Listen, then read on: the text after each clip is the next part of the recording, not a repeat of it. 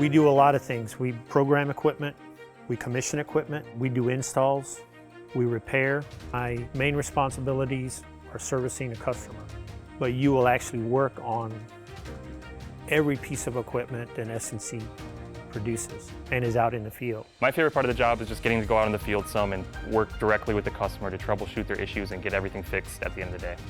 We really care about the customer's needs and meeting them.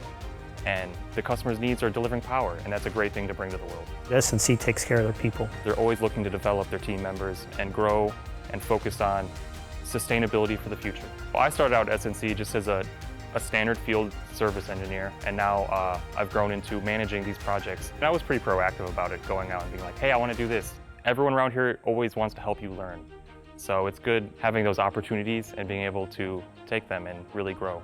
One of the nice things about being in field service is I get to see and meet new people, and we get to see a lot of different things out in the field. It is not a 9-to-5 job, the same thing over and over again. It is something different every day in the field. We get to work closely with each other, we get to become friends and really develop good relationships. The camaraderie in general for field service is better than most.